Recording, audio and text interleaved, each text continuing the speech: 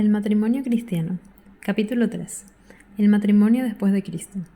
El mismo Creador fue quien fundó el matrimonio al formar un hombre y una mujer y colocarlos en el paraíso y darles este mandato: creced y multiplicaos y llenad la tierra.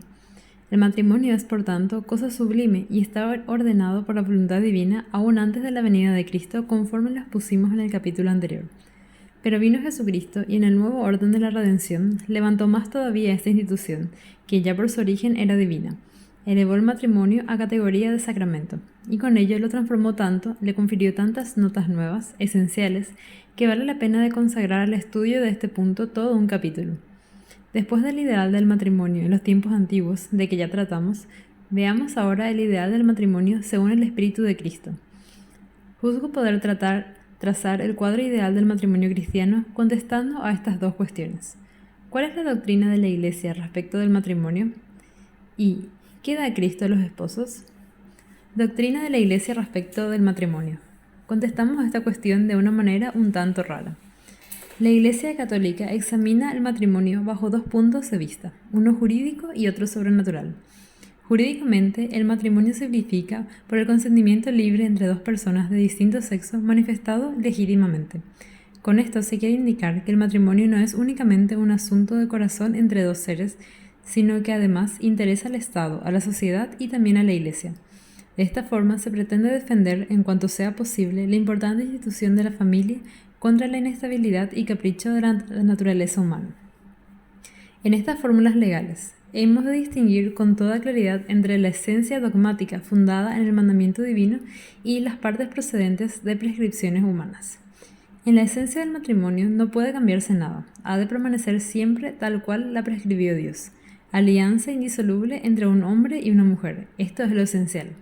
Pero la manera en que se haya de contraer esta alianza, ante quién y con qué ceremonias, ya son puntos en que la Iglesia puede introducir cambios según las diferentes épocas y las distintas circunstancias culturales. Así se explican las modificaciones que en este campo ha introducido el nuevo Código de Derecho Canónico. El estilo del derecho canónico es sobrio, prudente, objetivo y realista cuando legisla sobre el matrimonio. Mirado el matrimonio sobrenaturalmente, nuestro Señor Jesucristo elevó a dignidad de sacramento el mismo contrato matrimonial entre los bautizados. De ahí que entre bautizados no puede existir contrato matrimonial válido sin que al mismo tiempo sea sacramento. Todas las veces que una joven pareja se presenta ante el altar para hacerse promesa de fidelidad absoluta, los dos jóvenes que se encuentran uno junto a otro ejercen una especie de ministerio sagrado. Se administran mutuamente un sacramento, el sacramento del matrimonio. Este es el único sacramento que no administra el sacerdote, lo administran los mismos contrayentes. En el momento de pronunciar la palabra sí, se realiza el sacramento, se entregan y se atan mutuamente para siempre. Dios da la bendición a este pacto por medio de su sacerdote, para que con la ayuda de la divina gracia peregrinen hasta el último momento de su vida presentándose ayuda y aliento, sobrellevando con paciencia las molestias y sirviéndose mutuamente de corrección y ejemplo. Quien entiende lo que acabamos de escribir entiende también la esencia del matrimonio. Quienes lo ignoran suelen hablar de esta manera: no comprendo por qué ha de tener tanta importancia ir a la iglesia para contraer matrimonio. No es más que una formalidad exterior. Lo mismo da hacerlo ante el juez. ¿No basta esta formalidad? En el matrimonio cristiano, dos fieles se hacen entrega mutua de sí mismos y se la hacen del todo sin restricción. Pero ¿acaso somos nosotros dueños de la propia vida? Así como no nos la dimos, tampoco podemos regalarla a otros sin tener en cuenta la voluntad de Dios. Por el bautismo, no solo nos libramos, según la doctrina cristiana, de los pecados anteriormente cometidos, no solamente recibimos la gracia, sino que entramos a formar parte del cuerpo místico de Cristo. Por tanto, nos hacemos consanguíneos, hermanos, miembros de Cristo. Y, por consiguiente, el bautizado participa también de la grandeza de Cristo, y es necesario que viva en Cristo y viva por Cristo y se consagre a Cristo. Lo enseña con la mayor claridad el apóstol San Pablo. Ninguno de nosotros vive para sí mismo, como tampoco muere nadie para sí mismo. Si vivimos, para el Señor vivimos, y si morimos, para el Señor morimos. Así que, ya vivamos, ya muramos, del Señor somos. De modo que cuando los bautizados quieren contraer matrimonio y así hacerse entrega mutua de sus personas, no pueden obrar sin Cristo, porque desde el momento que recibieron el bautismo, ninguno de los dos dispone de sí, sino que pasaron a ser ambos propiedad de Cristo. Su matrimonio solo tendrá validez si tiene la aprobación de Cristo, es decir, si se contrae delante del altar. Por esto lo exige la Iglesia. Por esto, pero también por otro motivo. Porque del matrimonio va a brotar una nueva vida humana. Padres y madres, al cumplir esta función inaudita, al dar vida a un nuevo hombre, no sois más que un instrumento en manos de un poder más alto. ¿Sería atinado emprender el camino en que va a acompañaros la fuerza creadora de Dios sin pedir antes su bendición? También por este motivo quiere estar presente la Iglesia en la celebración del matrimonio. Y todavía hay otro motivo. El llamado matrimonio civil realmente no es más que una formalidad exterior que produce efectos civiles. En cambio, el matrimonio celebrado en la Iglesia, a más de ser verdadero matrimonio, es sacramento. Sacramento instituido por el Divino Salvador para que los esposos puedan cumplir los graves deberes de la vida conyugal y guardar la fidelidad prometida. Realmente, en el ambiente inestable de los años y decenios que pasan, no basta la promesa humana, aunque brote de la decisión más noble, mas bastará la fuerza de la gracia sacramental. Y con ello ya llegamos a la segunda cuestión. ¿Qué da a los esposos Jesucristo? Los familiares y conocidos suelen inundar de regalos a los recién casados. ¿Qué regalo de bodas hace Dios? No me parece frase rebuscada si decimos que la dignidad del sacramento y la amplia corriente sobrenatural que del mismo dimana es el magnífico regalo de bodas que hace Dios. Ojalá los contrayentes mirasen con este criterio, contemplasen con vista tan penetrante el don magnífico que reciben del Señor cuando unen sus destinos ante el altar. Por desgracia, a muchas parejas ni siquiera se les ocurre este pensamiento. Al prepararse para la boda, toda su atención está embargada por preocupaciones de nimiedades. ¿Quiénes asistirán a la boda? ¿Qué trajes lucirán? ¿Qué flores habrá en el altar? ¿Qué canciones cantará el coro? ¿Cómo sentará el vestido nupcial de la novia? En cambio, son muy pocos los que se acuerdan de que el lujo y la fastuosidad no son más que exterioridades, no son más que un símbolo del gran tesoro que Jesucristo quiere otorgarles en el sacramento del matrimonio. Y no hablo ahora de los incrédulos. Muchos creyentes de buena voluntad se ven hoy día inficionados de este sentir. No ven en el matrimonio más que una alianza terrena, algo que afecta al orden temporal, y puesto que es tan solo la hermosura física o el interés material que los une, al pasar aquella o sufrir revés en el segundo, se abre un vacío entre los esposos. Esto ocurre aún con creyentes que se precian de católicos y que por nada del mundo se contentarían con el llamado matrimonio civil. Eso sí que no faltaba más. Nosotros hemos de casarnos por la Iglesia. Les pregunto, ¿por qué? ¿Por qué insistís en el casaros por la Iglesia? ¿Por qué? Porque es 1000 veces más bello que el matrimonio civil. Es tan conmovedor ver a la novia que ataviada con velo blanco entra en la iglesia mientras suenan los acordes del órgano y blancas flores despiden su fragancia en el altar y todo el templo está abarrotado de gente, de conocidos y curiosos. Es tan hermoso este momento, no lo cambio por nada del mundo. ¿Cuántos son los que así piensan? ¿Y cuán pocos los que sienten que el matrimonio según la Iglesia es algo más, 100 veces más que esta impresión fugaz? Es un juramento santo, serio, en que los contrayentes se prometen fidelidad para toda la vida y amor hasta el sacrificio. Y aún más, 100 veces más, es un sacramento, es el abrirse a la fuente divina, fuente de la que emana durante toda la vida el río caudaloso de la gracia sacramental. Qué pocos son los que lo recuerdan. Y sin embargo, la corona de azahar se seca muy aprisa, el ramo nupcial de la novia se marchita, el público que acude a la boda se disipa, los recuerdos de una boda brillante palidecen, mas no se seca, sino que permanece siempre el sacramento recibido en el altar. Porque el matrimonio es realmente un sacramento que perdura. El cardenal San Roberto Bellarmino escribe a este respecto. El sacramento del matrimonio puede considerarse desde 2 puntos de vista, en el momento de realizarse y en el tiempo que le sigue. Este sacramento se parece a la Santísima Eucaristía, por cuanto no es solamente sacramento mientras se obra, sino que sigue siéndolo después. Porque mientras viven los esposos, su lazo de unión es Cristo, y los une también el misterioso signo sacramental de la Iglesia.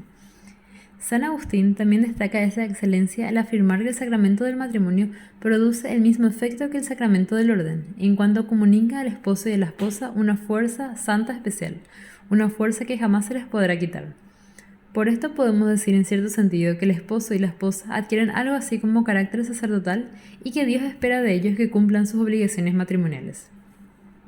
Desde luego, les concede una ayuda eficaz para cumplir sus deberes mientras estén prontos a colaborar con la gracia del sacramento. Dios hace siempre este preciso regalo a los novios en el momento del casamiento y de ellos depende el aprovechar, cuidar y hacer fructificar este tesoro. Por desgracia, los esposos, aun los cristianos, olvidan fácilmente que el matrimonio, por cuanto es sacramento, comunica gracias. Los sacramentos o producen en nuestra alma la gracia santificante, como por ejemplo los sacramentos del bautismo y de la penitencia, o la aumentan, como los otros 5 sacramentos. Por tanto, al pronunciar los novios ante el altar la fórmula de la entrega y así administrarse mutuamente el sacramento del matrimonio, aumentan la gracia santificante que el Señor comparó a un vestido de bodas. Casi podría decirse que el vestido nupcial del alma al recibir el sacramento del matrimonio se adorna con nuevos bordados, es recamado con nuevas piedras preciosas.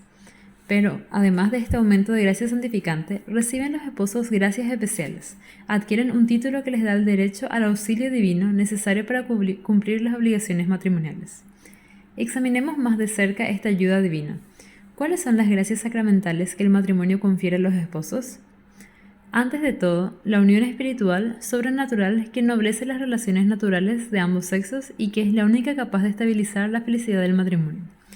Únicamente esta fusión, esta compenetración de espíritus, garantiza la armonía del matrimonio, aun para aquellos tiempos en que, a medida que se adelanta en la vida común, se notan más y más los defectos de ambas partes y se acusa con creciente claridad cuánta paciencia e indulgencia se necesitan, y empiezan a marchitarse, a palidecer y desvanecerse la hermosura, la juventud y la salud del cuerpo. Entiéndelo bien, amigo lector, mira bien de qué se trata. Ahora no me dirijo a los lectores jóvenes, solteros todavía, sino a los más avanzados en edad, a los casados. Padres, madres, cuando volvéis a casa abatidos, tristes, porque los pesares de la vida os abruman demasiado, recurrid a la gracia sacramental. Señor mío, ayúdanos ahora. Cuando sentís en vosotros mismos la tentación de la infidelidad, o notáis que vuestro matrimonio empieza a desviarse, implorad al Señor que se renueve en vosotros la gracia sacramental. Señor mío, muéstrate ahora a nosotros.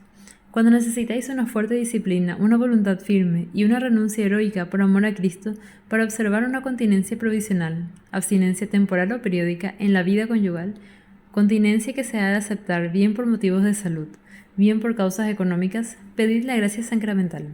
Señor mío, queremos vivir según tus mandamientos, ayúdanos ahora.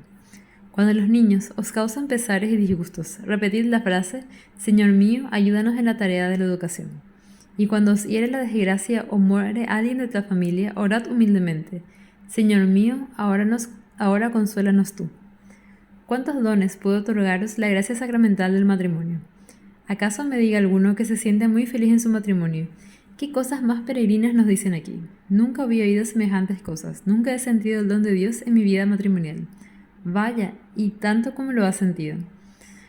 Cuando, a pesar del amor mutuo más sincero, hubo cuando en cuando diferencias de criterio entre vosotros y habéis resuelto magnánimamente la cuestión, la concordia vino del regalo de bodas que os hizo Dios.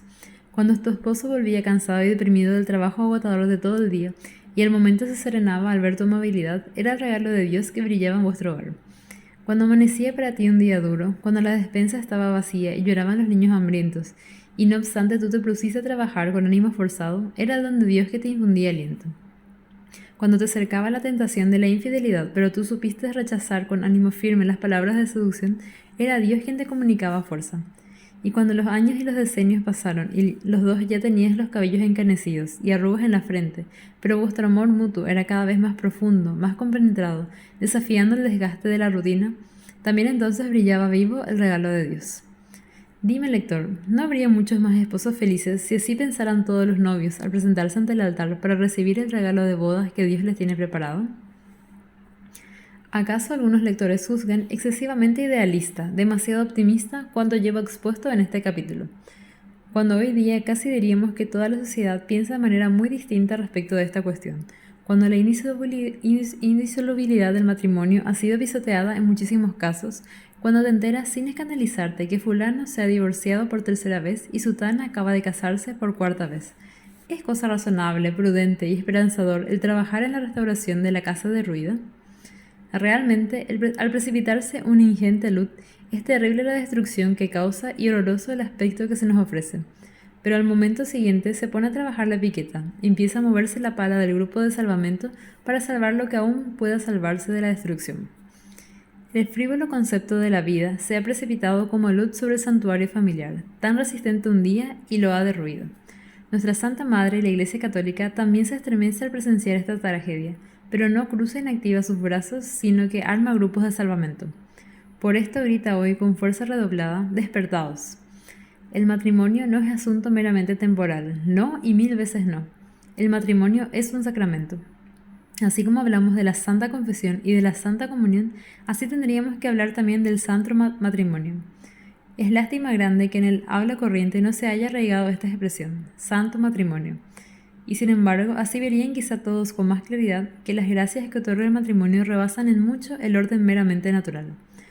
Por esto sigue pregonando impertérritamente la Iglesia ante la faz del mundo y lo pregonará hasta que lo oiga de nuevo la humanidad. El matrimonio también es uno de los 7 ríos que nos traen las gracias de la redención. El matrimonio es también una de las 7 fuentes sagradas de donde brotan las aguas de la vida sobrenatural. El matrimonio es también uno de los 7 cálices que están llenos hasta el borde de la sangre preciosísima de Cristo. El matrimonio es también una de las 7 mesas en que Cristo nos sirve la gracia confortadora de la vida espiritual. El matrimonio es también una de las 7 campanas, cuyo repiqueteo alienta a los que van peregrinando por el camino de la vida eterna. Agradezcamos a la religión católica su tesón en pregonar tal doctrina hasta el día de hoy y por pregonar con valentía, aun cuando un horrendo luz se haya precipitado sobre el fundamento roqueño de la sociedad humana, la santidad del matrimonio.